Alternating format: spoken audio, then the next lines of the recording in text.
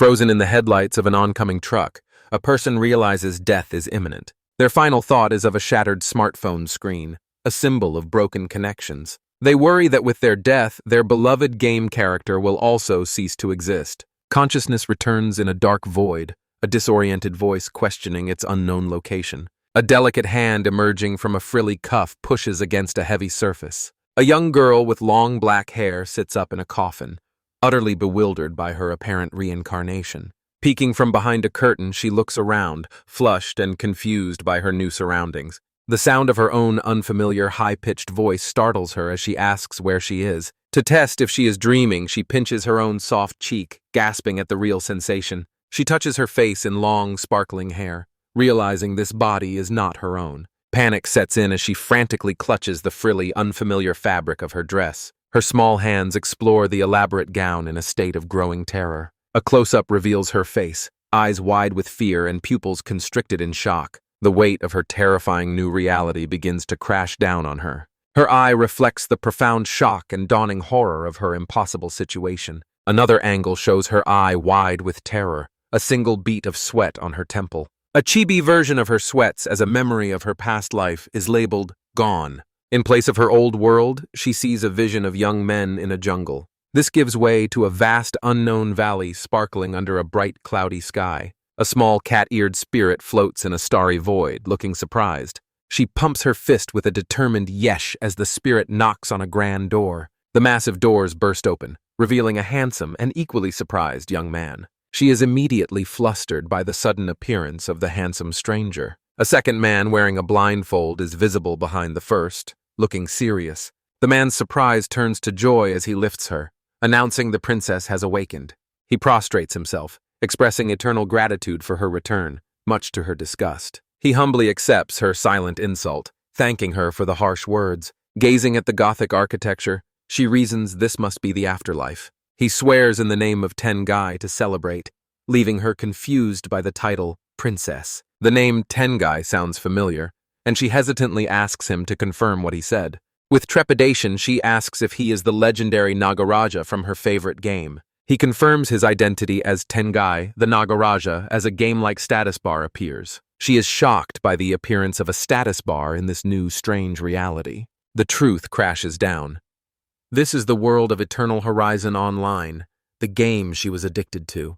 She realizes that if he has 10 guys, then she must be the game's main protagonist. With a snap of her fingers, she instinctively summons her own character information. Her status confirms it.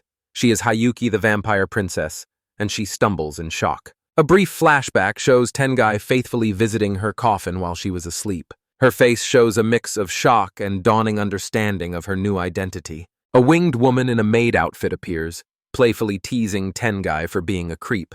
Both Hiyuki and Tengai shout the newcomer's name, Mikoto, in surprise. Mikoto's playful demeanor shatters as she tearfully realizes the princess is finally awake. Tengai and Hiyuki look on, overwhelmed by this second hopeless and devoted follower. Hayuki feels reassured by her powerful allies, despite her confusion about this world. She is horrified to see her allies' stats are astronomically higher than her own. She realizes her subordinates are far stronger than the protagonist, which is not how the game worked. Frightened, she decides to act humbly and politely addresses them with formal honorifics.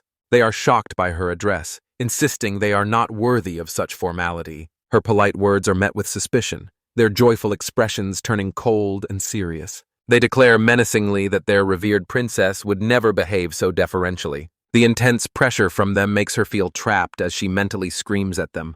Her face is a mask of pure terror as she finally understands her grave mistake. She panics, thinking they now believe she is an imposter, a fake, utterly lost. She frets about what to do and what their image of Hayuki even is. The sheer force of her internal turmoil causes the stone floor beneath her to crack. A dark power erupts from her as she utters a single resonant command to kneel. The two powerful beings are slammed to the floor, unable to resist her authority. She looks down at them, her expression now one of cold, absolute command. A close-up on her eye reveals a slitted reptilian pupil, a sign of her true power. Her wide, shocked eyes show her own surprise at the immense power she just unleashed. Her followers, now terrified, recognize this pressure as the mark of the true princess and beg forgiveness. She quickly adapts, telling them to rise and dismissing it as a small test of their loyalty. Now in control, she asks for a summary of events, admitting she knows nothing. Tengai gestures for her to follow him as he begins his explanation of the situation. He lists powerful factions who have been eagerly awaiting her return to this world. As they walk down a vast hall, she is stunned by the scale of these factions. In a lavish bathroom, a demonic fountain spouts water into a large ornate tub. The onomatopoeia for splashing water fills the air in the opulent chamber. A dragon-like creature fills the bath as Hiyuki peeks in, looking bewildered. Tengai explains she will need a bath after sleeping so long, leaving her speechless. A crudely drawn naked man offers to help her bathe, much to her flustered annoyance. She seems to rationalize the situation as part of a daily routine before bed. A chibi version of her explains that the bath is like a save point from a game. The wing Makoto appears, urging the startled Hiyuki into the bath before she gets cold. Hiyuki, pacifier, and mouth flails as Makoto begins to forcefully undress her. In a private thought, she admits she would actually want the angelic Makoto to wash her. The man asks if she is going to go through with it, and she tells him to pardon her. The now naked Hiyuki is held from behind, insisting she doesn't have such hobbies. The onomatopoeia for a scream echoes throughout the grand bathroom. She is held down, her face a mask of intense sensation as she is vigorously scrubbed. Her eyes are wide, her mouth agape in a silent scream of overwhelming feeling. A wide shot of the castle shows her cries echoing from within its ancient walls. The sound travels across the vast forested landscape surrounding the imposing structure. An onomatopoeia for a heavy impact signals a sudden and jarring shift in the scene. Hiyuki is now on a throne, looking utterly exhausted and annoyed in a new outfit. A man in a butler's uniform makes a grand, sweeping announcement to an unseen crowd.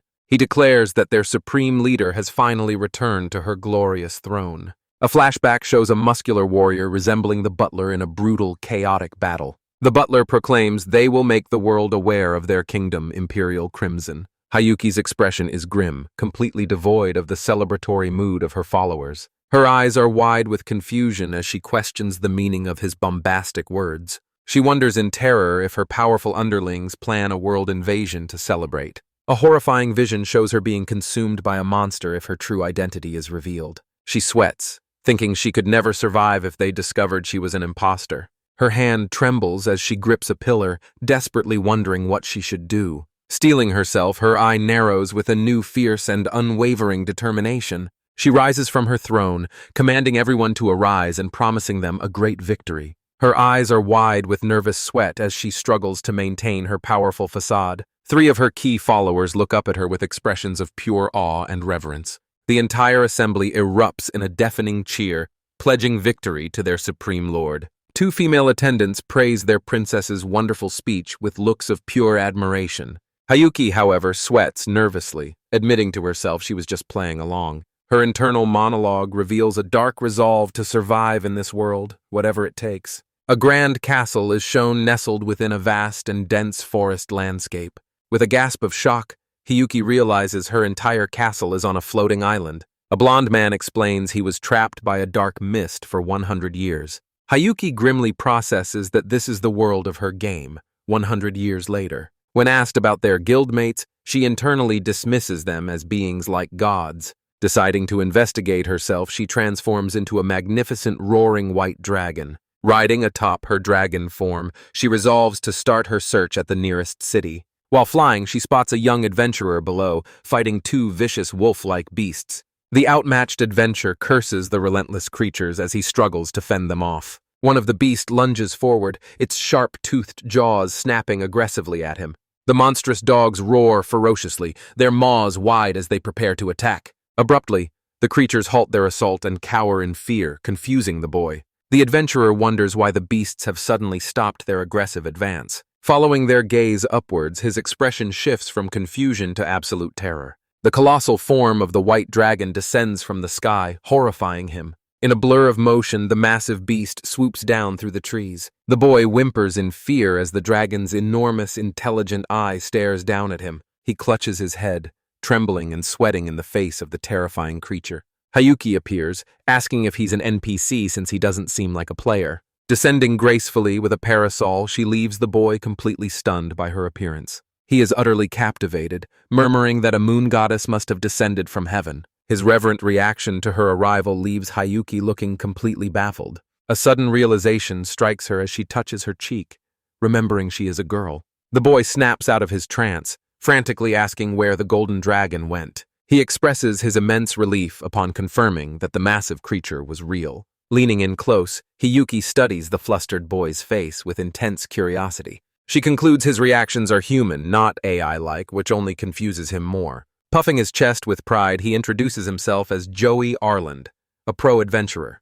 Hayuki's eyes widen with delight as she exclaims, "This is her first time seeing one." Taken aback by her sheer enthusiasm, a blushing Joey can only stammer in response. With great enthusiasm, the girl reveals that she also possesses an Adventurer's Guild card. Suddenly remembering something, she apologizes for chatting too long and attempts to depart. She explains her destination as the city she spotted in the distance. Aghast, the boy questions her sanity for planning to traverse the dangerous woods alone. She defensively asks him to clarify what he meant by his earlier concern. He questions if she has any self-awareness of the potential danger she faces. In his mind, he pictures a grim scenario of her being captured by thugs. This thought makes her realize she had completely forgotten about her new female body. She clarifies she has only 13 in appearance, causing him to apologize for assuming. He explains that girls her age in his village are already considered ready for marriage. This is why he has rarely had the chance to interact with girls his age. His innocent comment leaves her completely flustered and blushing with surprise.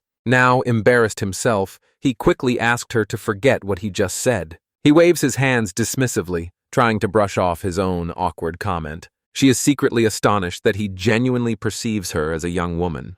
With sincere worry, he offers to escort her safely to the nearby city. The girl reflects that this chivalrous treatment is a surprisingly pleasant new experience. She asks if he is certain, reminding him of his own demon-slaying quest. He reassures her, explaining the monsters he was hunting have already fled the area. He insists that he would be unable to sleep knowing she was out here alone. A strange primal instinct makes her find his neck suddenly and strangely enticing. She wonders if his kindness is simply because she is a girl now. Feeling she cannot accept his help for free, she thanks him for his kindness. She then formally proposes to hire him as an escort and a city guide. The boy is surprised by her offer to treat his help as an official job.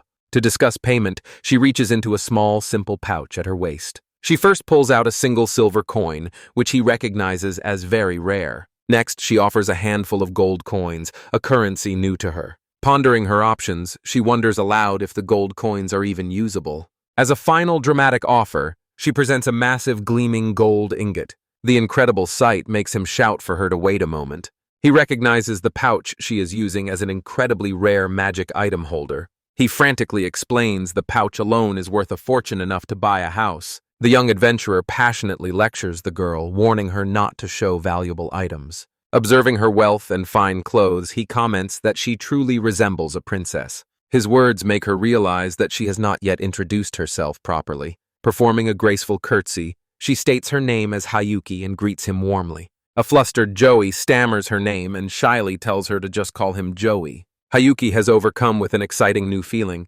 finding the entire experience incredibly fun. Blushing Joey reflects on her innocence and silently vows to always protect her. From the shadows, an unseen presence ominously murmurs the word, princess. A sinister reptilian eye watches their interaction with intense predatory focus. Behind Hayuki, a massive dragon materializes, questioning why she hired the boy. Her face pales as she remembers her demon servant, Tengai, resides within her body. Realizing he is jealous, she silently tries to reassure him about Joey's presence. The demon's immense, city-destroying power manifests as a terrifying, fiery aura. Hayuki calmly tells Tengai to be at ease, expressing her complete confidence in him. A blonde man suddenly appears, whispering conspiratorially to a flustered Hayuki.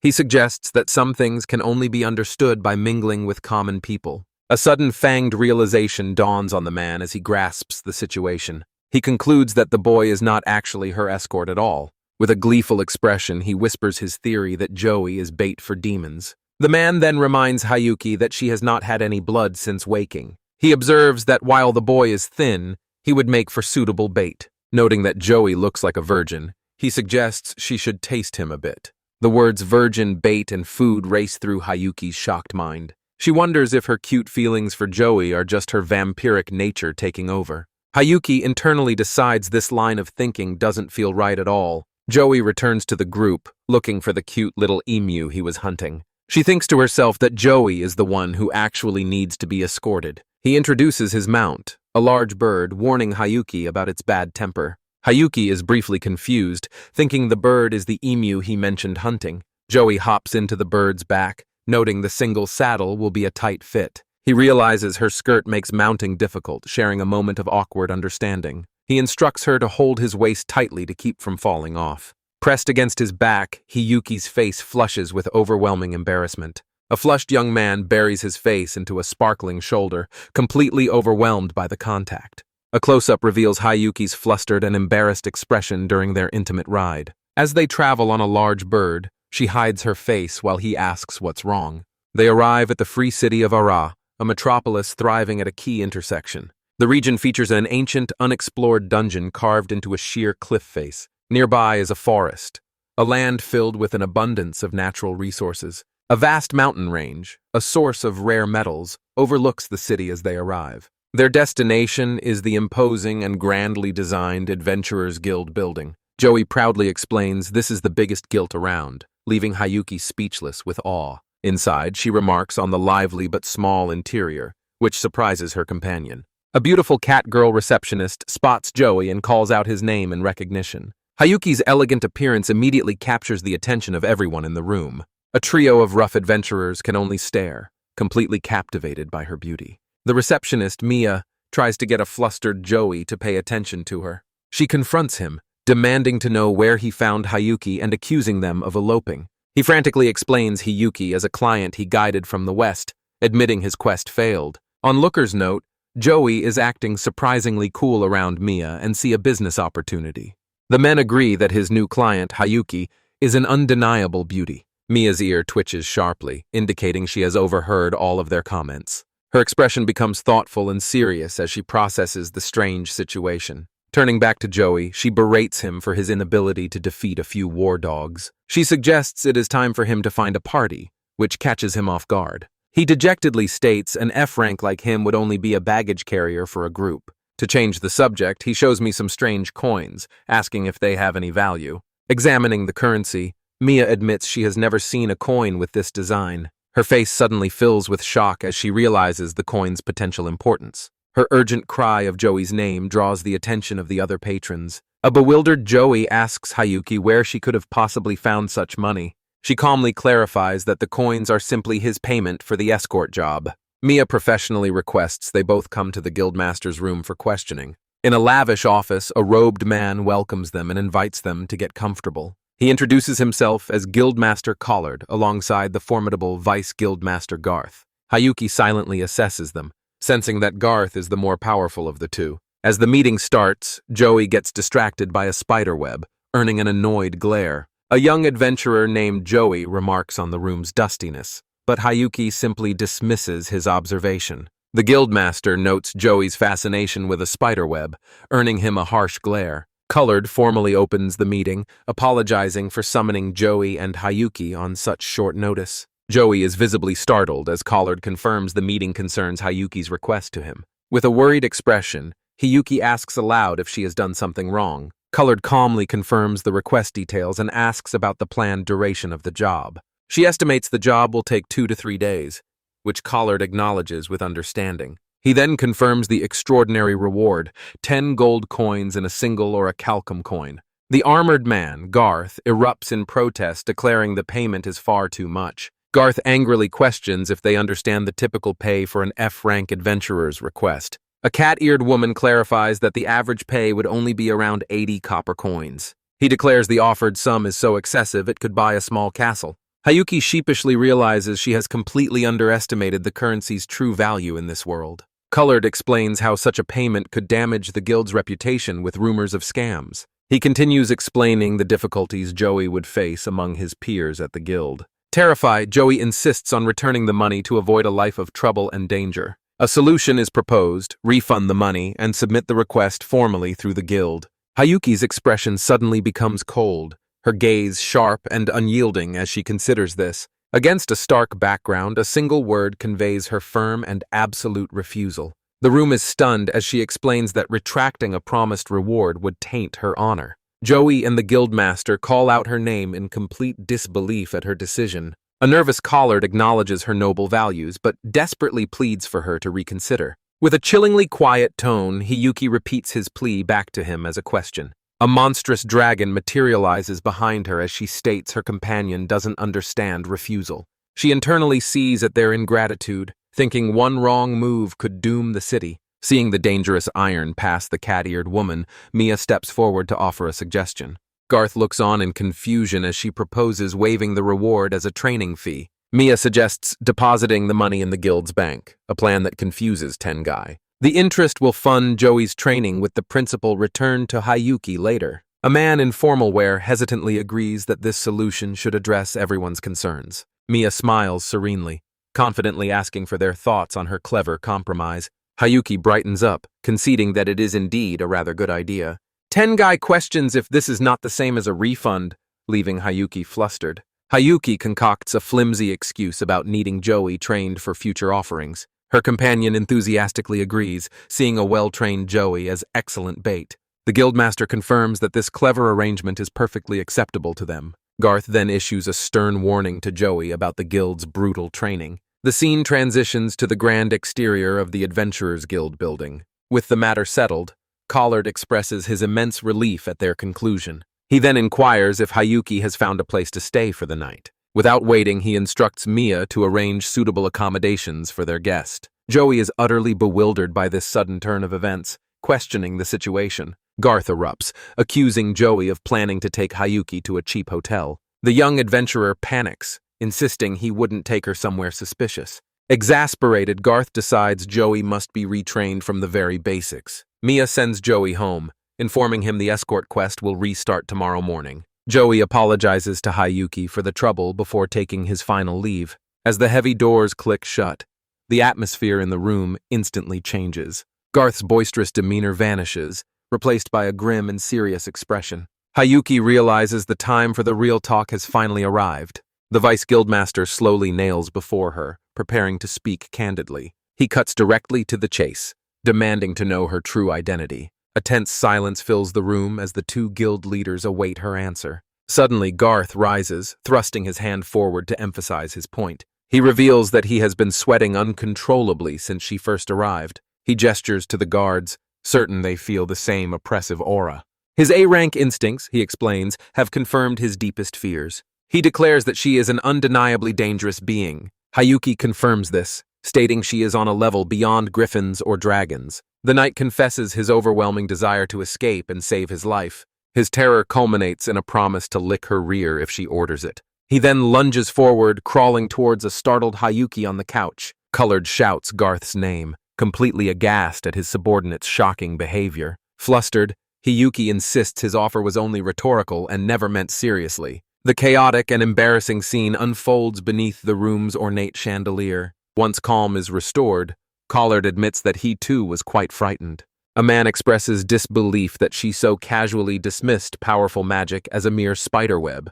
Hiyuki expresses disbelief that a supposedly first-class magician could possess such weak magic. The warrior Garth remarks on how pathetic it is as the magician collapses in shame. Garth then tries to intimidate her, boasting of the guild's 20,000 registered adventurers. He nervously asks how long she would need to annihilate all of them by herself. She calmly dismisses his guess of 3 days, stating 30 minutes would be enough. Both men are stunned, calling her claim ridiculous and begging her to stop comparing. Though clearly annoyed, Hiyuki states she won't attack unless they raise arms against her. The bespectacled man, Collard, grimly accepts that they have no choice but to believe her. They promise not to interfere with her actions and to fulfill her wishes.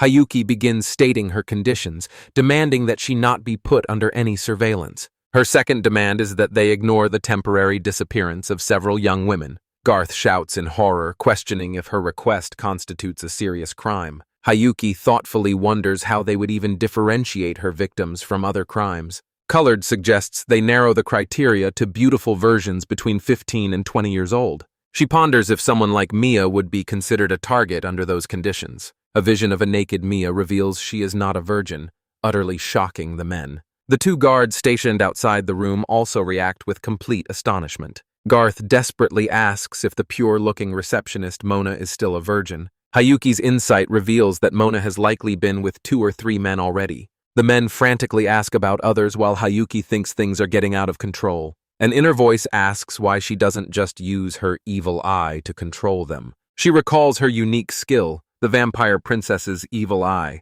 used to take an enemy's will. Hayuki remembers using it before to control, manipulate, and interrogate others. Deciding to end the farce, she unleashes her powerful mind control ability on them. Later that night, Hayuki stands alone on a balcony, contemplating the situation. Her power revealed that the rainbow coins are actually rare relics from a lost age. She knows an alchemist guild member who can mass-produce them from raw or a calcum. A blonde man approaches, asking if the princess wishes to return to the castle. She declines, her mind preoccupied with the mystery surrounding the lost age. Hayuki reflects on her arrival in what she once believed was the world of EHO. She now wonders if a specific person or event fundamentally changed the world. Her companion notes that fragmented historical records exist among various royal families. Her expression fills with resolve as she clasps her hands together with purpose. The blonde man looks on with an intense and knowing smile, sensing her determination. Hayuki declares her desire to know what she is meant to do in this new world. Her companion pledges his absolute loyalty, stating that her wish is his command. The scene transitions to a wide, starry night sky dominated by a large moon. The peaceful night is shown again, with the moon shining brightly above the trees. This tranquility is shattered by a vision of a city being consumed by fire and destruction. The streets are shown filled with the bodies of the dead amidst the rubble. A narrator confirms that a city somewhere has completely and mysteriously disappeared. A colossal armored orc stands amidst the carnage, the apparent cause of the devastation. This terrible new threat is looming ever closer to the city of Aura. The story shifts to the young man proudly holding a pair of monster fangs. Joey cheerfully celebrates his victory over the war dogs as Hayuki observes him. He excitedly asked if she saw his technique, but she dismisses it as a lucky win. Annoyed, Joey wishes she would act a little happier for his recent accomplishment. Hayuki steps forward, her expression unreadable as she closes the distance between them. She gets very close, asking if it was his first time and if he did his best. Leaning in, she playfully offers a kiss on the cheek as a reward for his efforts. Joey yelps and stumbles backward, completely flustered by her forwardness. Hayuki smiles, thinking to herself how much fun she is having teasing him. Her eyes widen in a moment of blush-filled, awkward realization. She wonders if her actions were lewd, suddenly remembering she was formerly a man. Their moment is interrupted by Garth running towards them down a forest path. The Vice Guildmaster urgently asked for her advice on a serious matter. The scene shifts back to the opulent room within the guild building. Hayuki sits in a plush chair, waiting for them to begin their discussion. She asks what it is they wish to talk to her about. Colored introduces a dark-skinned C-rank adventurer named Franco, who is present. He clarifies that she, was the leader of the Silverlight Hunter adventuring party. Franco tearfully explains that all of her friends have been lost. She reveals they were caught in a terrifying monster stampede and did not survive. Hayuki is confused by the strange term pro-wrestling kind of stampede. Colored explains it's a mass migration of monsters from the nearby Great Forest. Intrigued, Hayuki asks how this particular stampede is different from previous ones. Franco grimly states that according to her observations, its scale is unprecedented. Garth confirms there are thousands, possibly tens of thousands of monsters approaching. He concludes their chances of winning are slim and asks for Hayuki's opinion. Sensing trouble, Hayuki suggests they could perhaps try talking to the monsters. Franco reacts with a gasp of pure disbelief at the absurd suggestion. She fumes, thinking no sane person in the world could possibly talk to monsters. Garth suggests requesting military support to deal with their numerical disadvantage. Color dismisses this, explaining that bureaucratic approval would take far too long. He also states that the city walls are not strong enough to withstand a siege. Hayuki logically concludes that running away is their only remaining course of action. Enraged, Franco grabs her, demanding to know how many sacrifices were made for the city. The warrior's face is a mask of grief and fury at the thought of abandoning her home. Hayuki calmly points out Franco's unlikely survival, suggesting something is fishy. Franco stammers that it's impossible, as there is no magic to revive the dead. Garth turns on Collard, questioning the lack of defenses in a known danger zone. Hayuki watches with a predatory gaze, asking why they are relying on her. Collard breaks down, admitting that the situation is all due to his own ignorance. He falls to his knees, desperately begging Hayuki to lend them her power. He offers his own head as the price to protect the people of his land.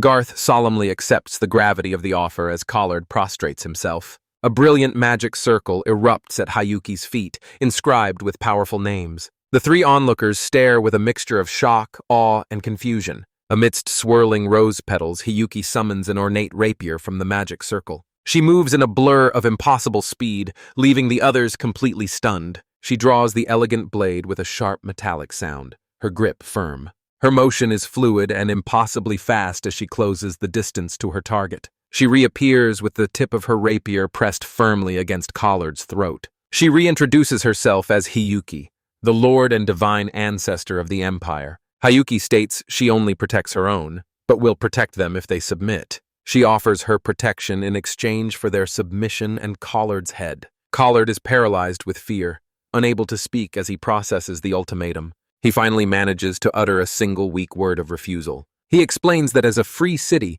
he cannot make that decision for the people. Hayuki's expression remains impassive as she listens to his refusal. Hayuki's hand grips her glowing rapier, dismissing the official's refusal with cold indifference.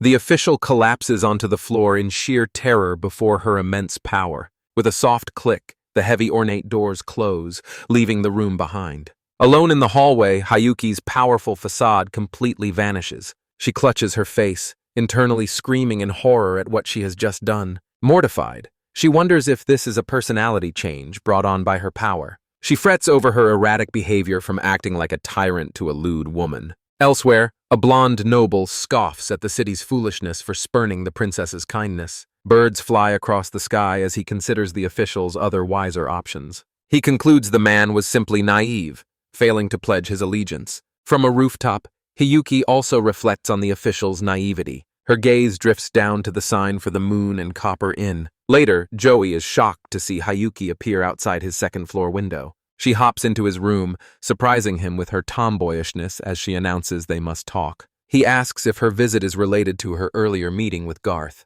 Her expression turns serious as she addresses him by name. She gravely informs him that a horde of monsters is approaching the city. With a monster stampede coming, she states that the city's fate looks grim. Hayuki gently takes Joey's arm, her face filled with genuine concern. Looking into his eyes, she suggests they should escape to somewhere safer. Joey's expression shifts from shock to one of unwavering resolve. Hayuki is taken aback by his sudden change in demeanor. He pulls his arm away, insisting that she should be the one to run. With a determined smile, he declares that he is an adventurer and a man. Hayuki is visibly moved by his unwavering resolve to stay and fight. She plucks the rose from her hair and offers it to him. With a soft expression, she tells him it's a good luck charm. Blushing, Joey admits this is the first gift he's ever received from a girl. When he looks up to thank her again, he finds that she has vanished. He spots her leaping across rooftops, once again remarking on her tomboyish nature. From her perch, Hayuki sighs, wondering about the men of this city. On the city's high stone walls, guards stand watch under a cloudy sky. A lone watchman raises a hand to his helmet, spotting a thread on the horizon. On a high stone wall, a lone guard's eyes widen in alarm. A deep rumbling sound echoes from the distance, signaling an imminent threat. A massive horde of monsters is announced to be approaching from the plains. A frantic command rings out for all defenders to rush to their positions. Soldiers ready their crossbows while a large catapult is wheeled into place. A bespectacled official looks down upon the scene with grim determination. Nearby, a rugged blonde warrior sweats his face a mask of tense anticipation. A brutish goblin leader roars that the war has officially begun. The monstrous legion surges forward, their faces twisted in malicious, drooling grins. From the battlements, a line of silhouetted archers releases a coordinated volley. Arrows strike several goblins, but the horde continues its charge, unfazed by losses. The defenders maintain their ranged assault against the unstoppable tide of monsters. The blonde commander bellows a command, seizing the opportune moment for the next attack. A row of mages prepares to unleash a powerful unified magical spell. A swirling vortex of dark energy coalesces, crackling with destructive power. The beam of magic strikes a massive ogre, engulfing it in a chaotic blast. Goblins continue to swarm the bridge, shrieking with gleeful bloodlust. From the walls, the defenders watch the relentless enemy advance. A colossal armored ogre draws back its massive fist, ready to strike. Its fist smashes into the fortress, shattering the stone wall in a deafening explosion. A soldier frantically reports the breach as the commander orders a redeployment to the south.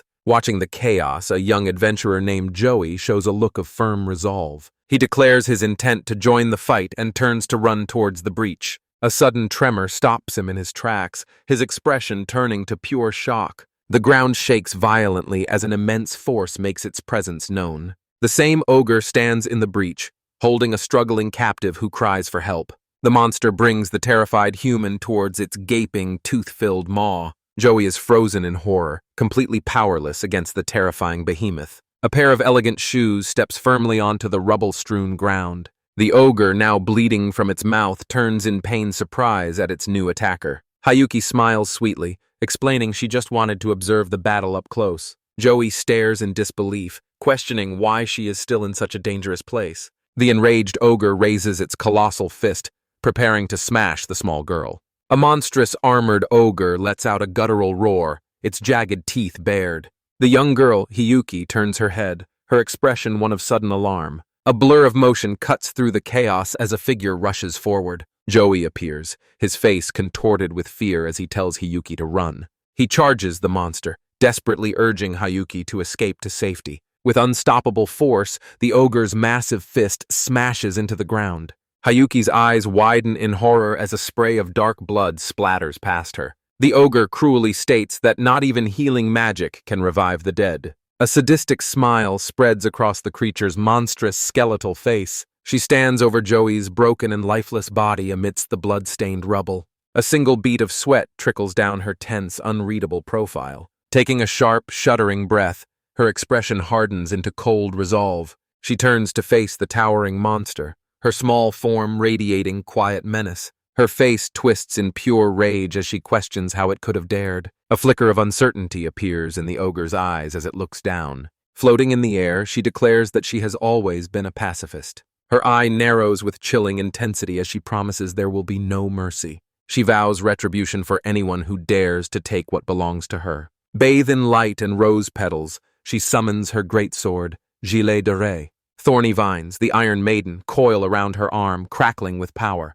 In her new combat form, she faces the Stampede Lord in its immense power. Miraculously alive, Joey pushes himself up, recognizing the horror of the stampede. The first ogre lies defeated on the ground, groaning in pain. Her own staggering power is revealed as she promises to show it real violence. The destructive rampage continues to tear through the ravaged city streets. Another massive beast charges through the ruins, crushing everything in its path.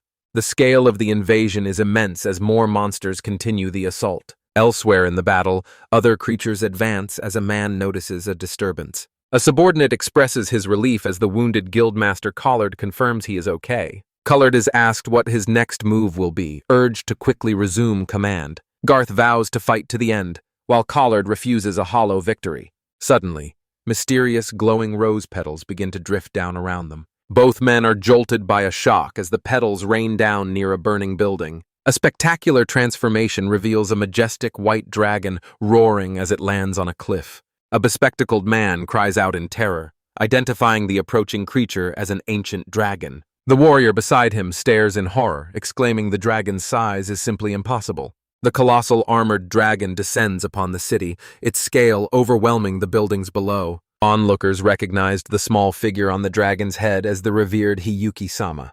With a calm, unwavering gaze, Hiyuki simply raises a single hand towards the ground. The dragon's massive, clawed foot halts just inches from her, held by her silent command. A sudden, violent tremor shakes the ground, catching the city's defenders completely off guard. The dragon's massive jaws clamp down with brutal force upon an unseen target. The defenders realize in shock that the dragon has just crushed an ogre's head. The warrior Garth turns to a sweating Collard, seeking confirmation of what he's witnessing. Collard confirms with certainty that the immense power they see is undoubtedly Hiyuki's. Amidst the wreckage, the lifeless body of the adventurer Joey lies in a pool of blood. Joey's vacant eyes stare upwards, a single perfect rose pinned to his shoulder pauldron. The rose on his armor seems to sparkle with a faint, almost magical light. A voice apologizes to Princess Hiyuki for arriving late to the battle. From atop the dragon, Hayuki acknowledges that all of her companions have finally arrived. Her powerful retinue is revealed: the angelic Mikoto, fox-eared Utsuho, and armored Kokuyu. Utsuho teasingly observes that her pitiful princess seems angry over her broken toy, Joey. With a decisive leap, Hayuki launches herself from the dragon's back into the fray. Her companions cry out her name as she plummets towards the monster horde below. Hayuki entrusts the remaining enemies to her followers as she dives into battle alone. Her companions shout their affirmation, accepting her command with surprise and determination. She becomes a blur of motion, carving a path of destruction through the enemy ranks. The goblins and ogres below look up with expressions of rage and fear. With elegant fury, she cuts down multiple monsters in a single sweeping strike. Her followers praise her power and promise their unwavering support from above. The great dragon unleashes a devastating blast of pure lightning from its maw. Mikoto and Utsuho unleash their own powerful attacks of holy halo and infernal flame. Hayuki descends at the heart of the storm, preparing her ultimate technique. A close-up on her eye reveals her focused intent as she begins her final attack. The monster horde is caught completely unaware, about to be annihilated by her strike.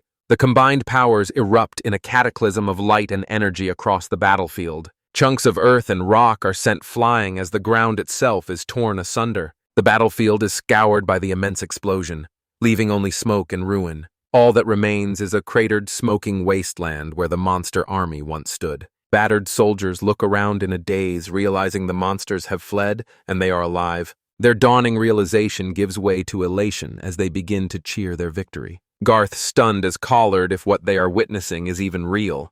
A humbled Collard begins to admit their grave miscalculation regarding Hayuki's power. He confesses that they had truly and completely underestimated her capabilities. Hayuki stands alone on the vast, empty battlefield, a small figure of immense power. She holds a tattered rose petal, sadly murmuring Joey's name and questioning his sacrifice. Collard and Garth approached her from behind, calling out her name with reverence. Their expressions are a mixture of awe, respect, and a hint of lingering fear. Hayuki turns to face them, addressing them by their names and titles. With a swift, decisive motion, the two men drop to their knees. They bow low, their foreheads touching the ground, begging forgiveness for their past rudeness. Collard confesses they were unsure if they could trust a being they saw as a demoness. His voice cracks with emotion as he continues his heartfelt apology to her. He acknowledges that she saved them, to whom they owed nothing, and the city survived thanks to her.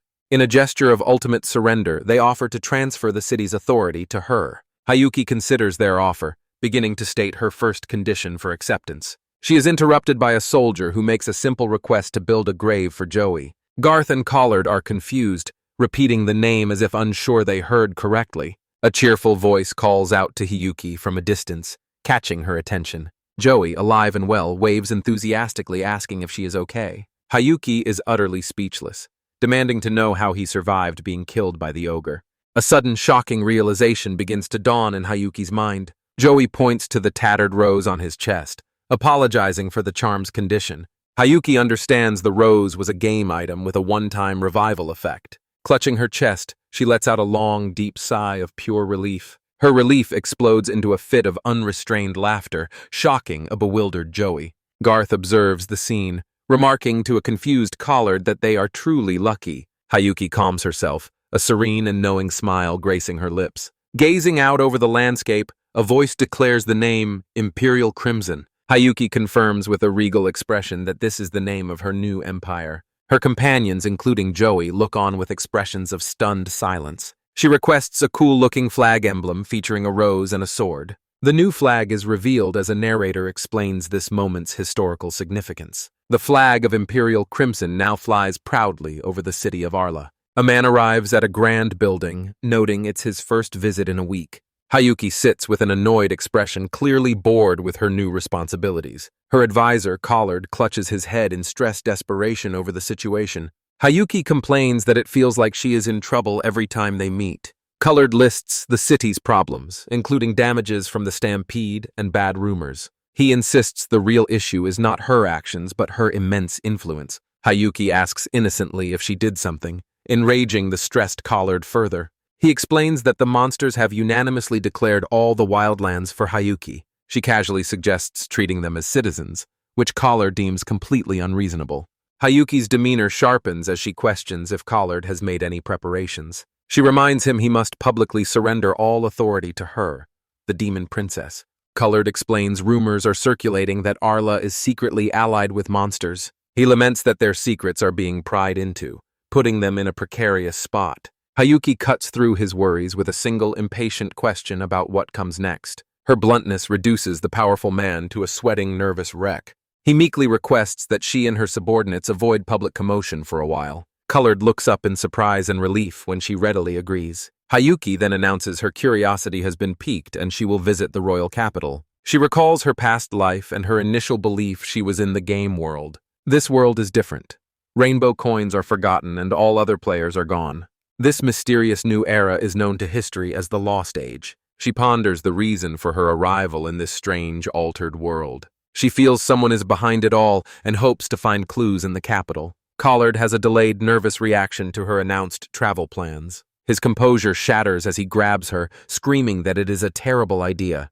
He reveals a mysterious letter has recently arrived from the royal capital. He explains that there are 2 unofficial notifications from the kingdom. Hayuki reads the first, a demand from the noble assembly to disarm and submit. Collard worries that word of Imperial Crimson's financial power has spread. Hayuki listens to his panicked explanation with a silent, unimpressed expression. With a manic expression, Collard concludes that their complex political ties have been exposed. Thinking him an idiot, Hayuki worries for his position and asks about the second letter. He presents a far more elegant envelope, bearing only the word invitation.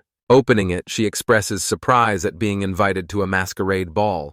The sender is identified as Asil Claude, the kingdom's 3rd prince. Collard questions the kingdom's contradictory actions before hastily defending Prince Asil's admirable character. Hayuki realizes the prince is at odds with the nobles, making this a separate matter. With great enthusiasm, Collard declares the prince as a hero, justifying the unusual invitation. He recounts the prince's legendary accomplishments, emphasizing his incredible strength and skill from a young age. Gushing with admiration, Collard reveals the prince's immense popularity, confirming himself as a fan. A thought strikes Hayuki. She suspects royalty might possess knowledge of this world's secrets. She points out that refusing the invitation would only worsen Collard's precarious political situation. He provides a travel permit explaining the capital's strict entry and exit regulations. Hayuki decides to bring Mikoto, noting it's more appropriate as Joey reacts with shock. She dismisses her lack of dance experience, viewing it as a mere pretext for conversation. With a stern look, Collard firmly rejects her casual approach to the event. He dramatically informs her that, for nobles, a ball is a battlefield. Warning that her reputation is poor, he frets his own position will also suffer. His solution to our predicament is a single intense word: training. He reveals an all-night session is arranged, pleading she cooperate for his sake. The sun rises on the grand building where they spent the night training. An exhausted Hayuki and Joey Mead sharing tales of their grueling all-night sessions. Looking worn out, Joey asks if she also endured a full night of training. She inquires about his progress, and he confidently flexes, confirming his newfound strength. From a distance, an unseen figure watches the 2 of them conversing. An observer notes with shock how strangely powerful Joey has become since the stampede. A cloudy sky transitions the scene to a new location in time. The prosperous and fertile kingdom of Amisha is introduced through pastoral landscapes. The setting shifts to the capital's magnificent opera house,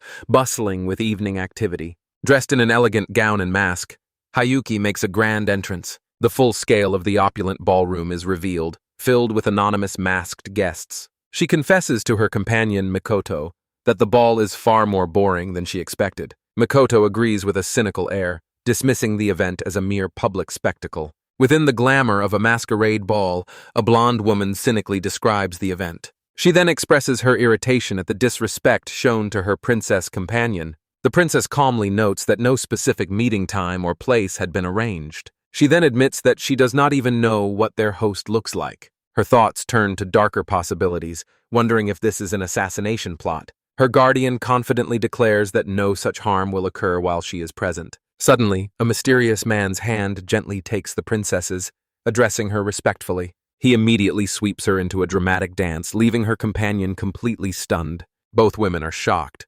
realizing neither of them had detected his stealthy approach. The guardian grudgingly acknowledges the man's impressive skill and fluid movements. With incredible speed, he leads the princess towards a set of ornate doors. They burst through the doorway, swiftly moving away from the main ballroom. He carries her out onto a secluded balcony away from the prying eyes. The empty stone balcony provides a private setting for their conversation. He apologizes for his abruptness, explaining his need to escape the crowd at home. The man begins to remove his gesture-like mask, preparing to reveal his identity. He introduces himself as a silk-clawed Amisha, a prince of the kingdom. Asil then kneels and kisses her hand, expressing his honor at meeting her. Her guardian's rage boils over as she demands permission to kill him. Prince Asil looks up, his expression one of innocent surprise at her reaction. Hayuki removes her own mask, revealing her true identity as a sovereign ruler. The prince smiles, remarking that her elegance is just as the rumors described. He continues his flattery, calling her a peerless beauty that the heavens would envy. Ace will playfully question if her otherworldly appearance is some form of illusion. Hayuki demurs, stating she prefers to be called by her name or title. Her guardian insists the prince is being disrespectful and requires discipline. Taking Hayuki's words as an invitation, Isle decides to press his advantage.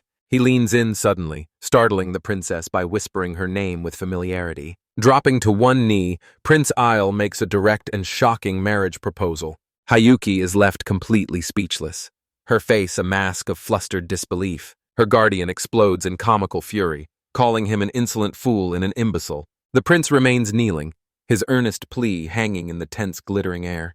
Finding her voice, Hayuki erupts, questioning if the prince is an idiot. From a grand estate of furious voice questions if the prince is an idiot, Hayuki frantically insists she is a monster, but Asa looks on in confusion. She declares that casually marrying a human royal like him is completely out of the question. Mikoto enthusiastically suggests they can convince everyone with the power of pure love. Asa leans close, blaming his foolish actions on Hayuki's overwhelming and captivating charm. A jealous Mikoto accuses the flustered princess of being completely starstruck by his advances. A sudden important realization seems to strike one of the characters. Asil audaciously suggests a common law marriage, starting with them having children together. While Hayuki is shocked into silence, Mikoto screams that this is not the real issue. Mikoto's hand tightens around her massive ornate scepter as her patience finally snaps. In a burst of fury, she swings the weapon, pulling Hayuki from its path. The stone balcony shatters into pieces under the immense force of the devastating blow. Asil's expression shifts from charm to surprise as he witnesses the sheer destruction. The building's entrance crumbles, sending debris flying as the impact's full force is shown. Kneeling in the rubble, Isle calmly wonders if this is punishment for his rude behavior. The blast reveals a terrified man who lets out a frightened yelp from hiding. Asil introduces the cowering man to the two women as his attendant, Carlo. Carlo stammers that he was only trying to protect the prince despite his orders. Asil forces his attendant into a deep bow, offering his own sincere apologies. He then reveals that Carlo is not merely a subordinate, but also his friend. Hayuki decides to overlook the transgression, believing it came from loyalty and concern. Mikoto admonishes Carlo, telling him to be grateful for the princess's graciousness. She is overcome with emotion, calling her princess's mercy a true and profound blessing. Asil cheerfully explains that he and Carlo are foster siblings, close since birth. With a charming smile, he admits to often causing trouble with his reckless actions. Carlo interrupts, gravely stating that marrying Princess Hayuki would be an absolute impossibility. His expression is deadly serious as he delivers this dire political warning. He clarifies that even with the king's approval, the noble assembly would never allow it. Asil adds he could be branded a traitor for allying with the demon clan. A surprised Hayuki questions if the noble assembly truly wields that much power. She wonders why a prince would hold such a weak position in his own kingdom. Asil confirms the assembly controls all politics, treating his father like a mere puppet. He finally reveals his secret plan to gather allies and overthrow the assembly members. Asil admits his faction is too weak to challenge the assembly's overwhelming power. Princess Hayuki listens intently as Prince Aishal explains a recent uproar in Arla. He recounts the kingdom's shocking failure to send aid during the city's crisis. The prince's expression darkens as he prepares to reveal another crucial factor. Capitalizing on the chaos, the demon empire, Imperial Crimson, showcased its immense power. Hayuki shrewdly asks if his true goal is to overthrow the assembly with her help. With a knowing smile, Asil suggests they discuss the details in a more private setting. She internally assesses the prince, realizing he is surprisingly cunning and strategic. A seal in turn recalls her skill, noting she fended off Makoto's attack alone. Underneath the full moon, he reveals the primary reason for their meeting. He asks a startled Hayuki if she knows anything about the mysterious lost age. Stroking his chin thoughtfully, Isle confirms he has heard of it himself. He mentions a transcendent being from that era also named Hayuki, shocking her deeply. A commotion below alerts them that a crowd has gathered, drawn by their earlier fight. Asel's sharp gaze suggests it is time for them to change their location immediately. A pair of large feathered birds are harnessed, ready to pull their carriage away. Inside the carriage, he explains the royal family's records or just fragmented fairy tales. He speaks of the godlike power of the lost ages people who knew no death. Hayuki gazes out, wondering if the tales of floating castles could possibly be true. She becomes almost certain that this world has a direct connection to her old one. The princess asks if more detailed records exist, but they still doubt any survived. Suddenly, their carriage lurches violently, throwing the occupants into chaos. An attendant named Carlo shouts from the driver's box, demanding to know what is happening. A chilling voice from within cries out that they are currently under attack. A hooded assassin denounces Asil as a traitor, promising a reward for his capture. The prince instantly deduces their assailants or assassins sent by the noble assembly. Hooded figures confront him, but he calmly denies his royal identity. Leaping from the carriage, he claims to be a humble man worried for his country. He dramatically announces his new heroic persona, the mysterious masked knight. A comical close-up shows him posing with a broken sword, still fully masked. Hayuki observes this strange display, thinking he is quite an amusing character. The masked knight confidently challenges his attackers to bring on the fight. An assassin scoffs, warning him not to be underestimated as he lunges forward. Asil gracefully evades the attack, striking down an assassin with a swift blow. Landing perfectly, he once again announces the arrival of the mysterious masked knight. Hayuki joins him, introducing herself as the mysterious swordswoman Mask the Rose. The two masked figures stand together atop the carriage, a formidable united front. The scene transitions under a starry sky, the chaos of the battle now over. They stand by a tranquil lake near Asil's villa, serving the peaceful landscape. Hayuki offers Asil a grudging compliment, admitting he is not that bad. She clarifies she meant the number of enemies he defeated, which surpassed her own. Asil suggests he was the main target, while noting her speech has become more natural. He then asks how she managed to hold back and not kill anyone during the fight. Hayuki puffs her cheeks, retorting that she didn't have the leisure for such precision. The prince begins to explain his reasoning for sparing the attackers' lives. He states that they too are citizens, merely following the assembly's orders. He then asks a startled Hayuki if she is familiar with the concept of democracy. His fist clenches as he declares that royal families are not needed to run a country. He passionately states, this is the kind of nation he truly wants to create. Hayuki listens with a stern, thoughtful expression, her arms crossed in contemplation. She realizes his marriage proposal was a ploy to secure her as a revolutionary ally. After a moment of thought, she quietly states that she will consider his offer. Her attendant and Carlo are completely stunned by her willingness to cooperate. Hayuki stops by a pier, announcing that she has one condition for her help. At that moment, Asil Unshi is a brand new, masterfully crafted sword. He offers her the blade as a formal apology for breaking her sword earlier. He presents the superior weapon and then asks what her condition for cooperation is. Under the full moon, she fiercely demands that he must defeat her in a duel. She explains her need to confirm his strength before committing to an alliance. A hand grips a sword hilt as the duel is formally and officially declared. Prince Isle introduces himself, stating he will be her opponent in a fair duel. Under the moonlight, he faces the small princess and announces the duel start. The sound of clashing swords echoes as a young man lets out a determined shout. A few days later, Joey trains fiercely at the Adventurers Guild in Arla. Onlookers note his rapid improvement, comparing his skills to a high-level C class. Garth recalls a rumor about gaining experience by teaming up with a stronger ally. He wonders aloud if anyone that powerful even exists around their city. A knight in full armor rushes through the guild's colonnades, shouting for Garth. The knight announces he has urgent news from the royal capital for the vice guildmaster. He delivers the shocking news that Prince Azil Claude was assassinated a few days ago. The knight reveals the prime suspect is Her Majesty the Princess, stunning Garth. He continues, stating she is near the capital with a massive army of monsters. The scale of her monstrous army is shown to be enormous and terrifying. The knight's report concludes with the news that she has declared war on the kingdom. Garth and Joey can only stare in utter disbelief, stammering in shock. A massive cry of disbelief erupts from the city, signifying widespread panic. A frantic recap begins, with Hayuki explaining she was just on a normal trip. She laments becoming the main suspect in Prince Asil's assassination. She is bewildered at being dragged into a war and told to become king. A flashback shows a man questioning how the supposedly dead Prince Asil is present. The man, Collard, wonders if Asil is merely a body double for the deceased prince. Asil apologizes for startling Collard, his eyes intense under his hat. Collard confirms with grim certainty that Prince Asil did indeed die on that day. A solemn scene shows Asil's coffin in a hall filled with lilies. His lifeless body is shown floating in a dark, surreal void after death. Asil's eyes snap open in a final moment of terror before his life ends. He awakens to find his head on Hayuki's lap as she gently greets him. He looks up at her, dazed and confused by his impossible situation.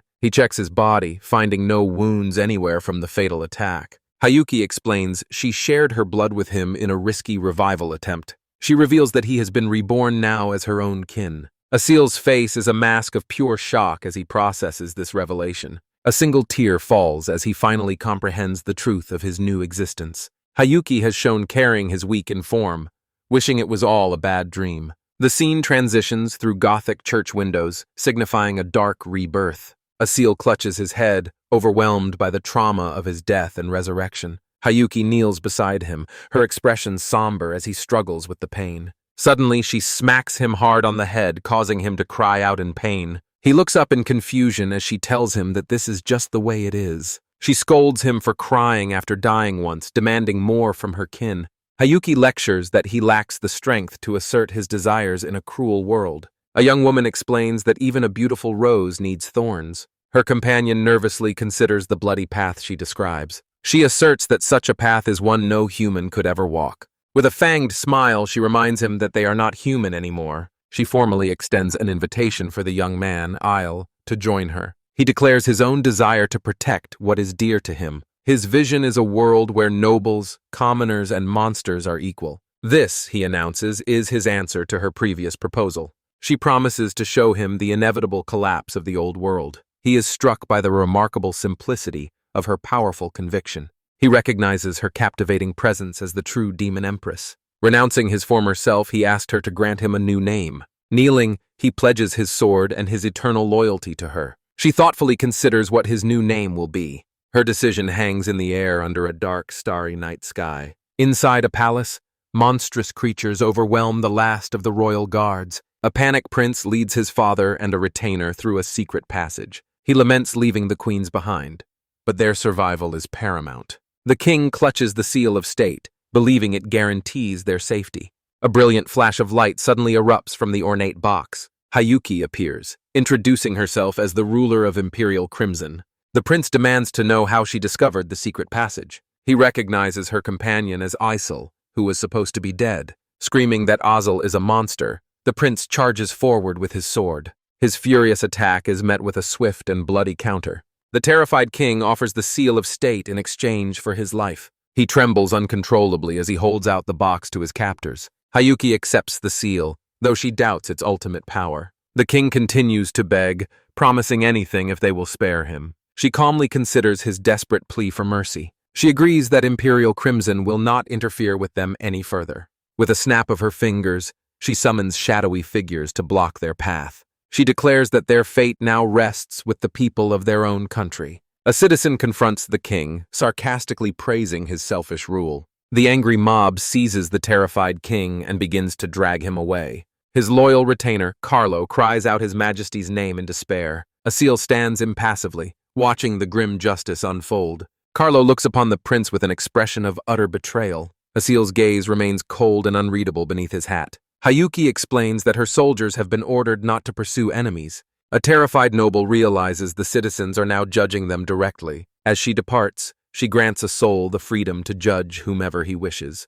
Carlo watches her leave, a bead of sweat tracing a path down his temple. Asil informs Carlo that it is over and advises him to disappear. The offer of mercy leaves the retainer stunned and conflicted. His shot quickly gives way to a furious, defiant snarl. Screaming that he won't be mocked, he charges at Isle. Asil's expression sharpens as he prepares to meet the attack. He moves with impossible speed, a blur of motion around his opponent. A massive spray of blood erupts as Carlo is brutally cut down. Assel calmly names the secret sword technique he just used. He lands another swift strike as Carlo gaffes at his incredible speed. He calls his foe foolish for pushing himself with only average skill. Carlo manages a weak smirk, blaming his lord's foolishness for his own. Isle finds it strange that he feels closer to him now than ever before. He reveals that he had wanted to be friends, but as equals. Cradling the dying man, he declares that they are now even. He holds his former colleague in a final somber embrace. Renouncing his old name, he declares himself Maruto of Vampire Knight. Leaving his sword as a grave marker, he bids his friend farewell. Dragon-like creatures soar over a desolate mountainous landscape. The war between the two nations was concluded in just half a day. A rebellion broke out in the capital, leading to the kingdom's collapse. A man named Collard was appointed as the new provisional king. A non-aggression treaty was soon formed with Imperial Crimson. Some citizens question whether this is simply a puppet regime. Others angrily refuse to submit to Prince Asil's supposed killers. Eyewitnesses in a tavern defend the man from Imperial Crimson's actions. A man recounts being miraculously healed by an angel during the chaos. Hayuki stretches contentedly now that the political situation has settled. She decides it is time to search for information on the law stage. A white bird soars through the sky, heading towards a distant tower. It flies through a window to a hooded figure who welcomes it back. The figure holds the bird and asks what it has discovered. A scaly-skinned woman realizes with a start that Hiyuki has truly appeared. She breaks into manic laughter, thrilled by this unexpected reunion. She eagerly anticipates the moment she can pluck that flower. A map shows the new capital of the Republic has been moved to Arla. The new capital is depicted as a thriving, sunlit metropolis. A grand clock tower stands over a city where monsters now reside. A smiling Collard observes how lively the city of Arla has become. He asks for His Majesty's agreement, but she is clearly sulking. Her annoyed pout leaves him looking stressed and confused. He stammers nervously, unsure how to respond to her foul mood. She erupts, demanding to go elsewhere instead of doing her royal duties. Collard insists that as king she must accept her responsibilities. Despite her pouting, a small smile betrays her secret pride in her work. In a tavern, a citizen notes how the demon race follows the law. Collard's expression shifts to one of pure admiration for her leadership. He praises their new society as being far more fair and peaceful. Another woman agrees, though suggests she could take things more casually. A firm, authoritative knock sounds at the grand double doors. Garth, the new guild leader, enters the room with a flourish. The woman asks if he has any plans, seeing an opportunity arise. She suggests giving Her Majesty a well-deserved break for the day. The city streets are bustling with a diverse population of people. A young adventurer named Joey waits patiently on a park bench. He looks up, surprised as someone calls out his name. His gaze is drawn to a woman standing before him on the path. A pair of elegant feet in sandals appears as she apologizes for the wait. Hayuki explains she changed her outfit to be less conspicuous, which her companion agrees with. Delighted, she gives a playful twirl, declaring her disguise a success as Joey stammers. Internally, she admits to acting cute just to see his incredibly entertaining, flustered reactions. She then changes the subject, congratulating him on his promotion and mentioning his promise. Joey seems confused, questioning if she truly needs his guidance after living there so long. With a comically intense shout, Hiyuki insists that she absolutely does need his help. She internally admits that this promise was the only excuse she had to get a break. Hayuki asks if he will be her escort for the day, and he confidently agrees. A sudden idea strikes her, causing a flustered expression to cross her face. She takes his hand and both look down, surprised by the sudden intimate contact. Their hands remain clasped together as they begin their walk through the bustling town. Both exclaim in shock, questioning why they are holding hands as if they were a couple. A memory reveals Mia slyly suggesting this is the proper way to guide someone. Blushing, Hiyuki decides on their first destination, noting his strange development. She announces they are going to her favorite weapon shop, much to Joey's surprise. A simple shot of the sky above serves as a transition to the next scene. Joey holds a new sword, overwhelmed that she is gifting him such a fine weapon. Hayuki smiles warmly, explaining it as a small present to celebrate his promotion. He relays the shop owner's compliment while she offers advice for future purchases. He turns his head with a thoughtful expression, having noticed something in the alley. Joey points out a muscular beast man who has been grinning at them for a while. Hayuki suddenly stomps on Joey's foot, causing him to cry out in sharp pain. Her face is pale with shock as she whispers in disbelief, ignoring Joey's question. A foot steps out from the shadows of the alleyway, moving towards them. The menacing beastman emerges from the darkness, greeting them with a casual, "Yo." He grins, showing sharp teeth, and says it's been a long time, calling her Hayuki-tan. She recognizes him as Anamaru-san, the master of the Beastman Guild from EHO. She recalls he was a legendary player with the title Bladeless Beast King. Her mind races, questioning if he is a real player or just a doppelganger. Stepping forward, she confronts him, demanding to know how he is in this world. From the shadows, he begins to give a vague, non-committal answer to her questions. He states they have much to discuss, but his expression darkens with another intention. The reunion shatters as he lunges forward, launching a sudden, violent attack on Hiyuki. A muscular beastman with a wolfish face lunges forward, gleefully shouting a challenge. A massive explosion erupts, centered on Hiyuki as the ground shatters around her. The blast rips through the street, throwing debris everywhere as Joey shields his face. From the sidelines, Joey screams Hiyuki's name in sheer terror and disbelief. Animar stands over the smoking crater, casually asking if his opponent is dead yet. Struggling to her knees, Hiyuki weakly gasps his name, her face filled with shock. With a cruel smirk, Anamaru makes a crude comment about her undergarments. Hiyuki's mind races as she realizes this is the real top-ranked PvP player. Knowing she's no match, she panics as he threatens to target her bra next. Joey leaps into action with his sword, shouting a defiant cry to his foe. Anamar glances back with a look of surprise at the unknown kid's intervention. He effortlessly blocks the sword and sends Joey flying with a powerful backhand. Hiyuki screams Joey's name in horror as his body crashes through a building. Realizing she has no time, she summons her powerful sword, Senator Jill DeRace. With a determined battle cry, she charges forward to engage the powerful beastman. She unleashes a desperate flurry of strikes against her formidable opponent. Her sword clangs against his defenses, but he continues to press his assault. A close-up shows NMR's predatory grin as he focuses on his target. Hiyuki realizes with indignant fury that he is aiming directly for her bra.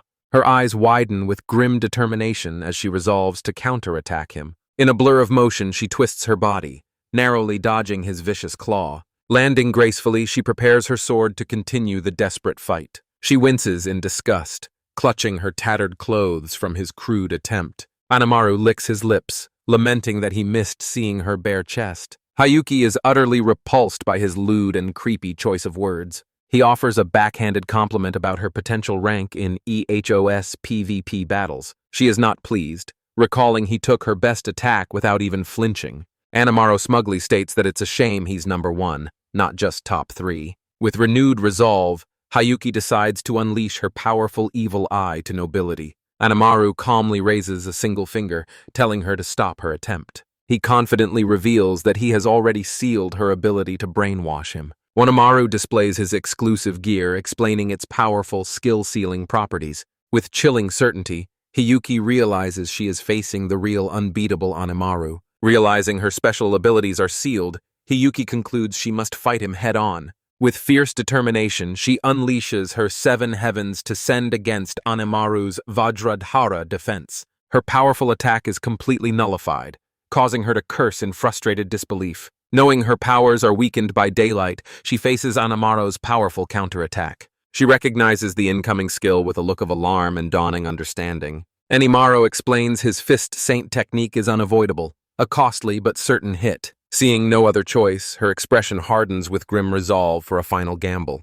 She decides to use a desperate sword saint technique that consumes all her MP. With a powerful cry, Hiyuki unleashes her ultimate attack, Swansong crying Wingblade. Below her, Anamar braces for the devastating impact, his face set in a grim expression. He catches her glowing blade between his hands, casually stating that he was just kidding. She realizes with horror he used a defensive skill that nullifies all weapon attacks. Her MP now at 0, she stumbles back as he explains the difference between PvP players. With Hiyuki defenseless, Anamaru unleashes his finishing move, the Asura Dragon Fist. Hiyuki lies unconscious on the ground, her clothes torn from the devastating battle. Standing over her, Anamaru's clawed fingers touch the strap of her lace bra. He smirks, observing that there seem to be no harassment regulations in this world. The Beastman crudely wonders aloud what part of her he should have a taste of. He decides taking her home to enjoy her slowly would be more entertaining. With a fit of maniacal laughter, he begins to walk away with his prize. A sword suddenly appears, its tip pressed firmly against the beastman's throat.